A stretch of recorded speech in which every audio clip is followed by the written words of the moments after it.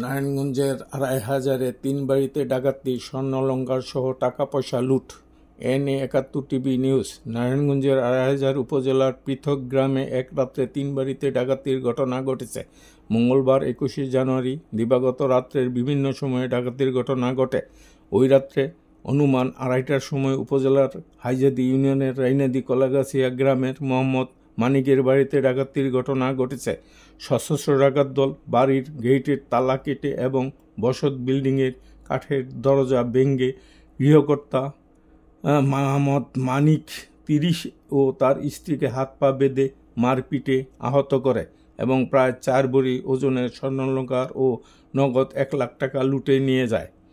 গৃহকর্তা মোহাম্মদ মানিক জানায়, ডাকাত দল ঘরের সকল আসবাবপত্র ভাঙচুর ও তছনছ করে ডাক চিৎকার করতে থাকলে ডাকাত দল প্রাণনাশের হুমকির মাধ্যমে নিষেধ করে। তোদের ডাক চিৎকারে লোকজন জড়ো হওয়ার আগেই ডাকাত দল পালিয়ে যায়। অপরদিকে খাককান্দা ইউনিয়নের লালুকান্দি এলাকায় একই রাত্রে অনুমান ১:৩০টার দিকে জয়নাল আবদিন ও মিসির আলীর বাড়িতে ডাকাতির ঘটনা ঘটেছে। ১২ জনের সশস্ত্র ডাকাত দল ঘরের বেড়া ও দরজা ভেঙে খাককান্দা ইউনিয়নে প্রবেশ করে লালুকান্দি গ্রামে একই রাতে অনুমান ১:৩০টার দিকে এবং ৮ ভরি জয়নাল আবদিন ও মিসির আলীর বাড়িতে ডাকাতির ঘটনা ঘটে।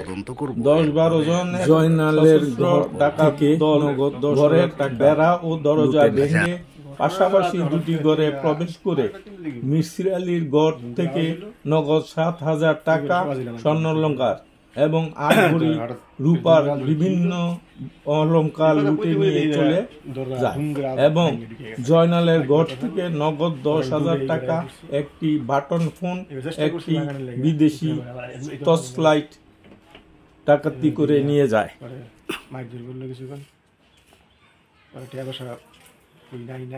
খবর পাইছো টাকা পয়সা কিরকম নিচ্ছে? প্রায় লাখ ১.৫ টাকা।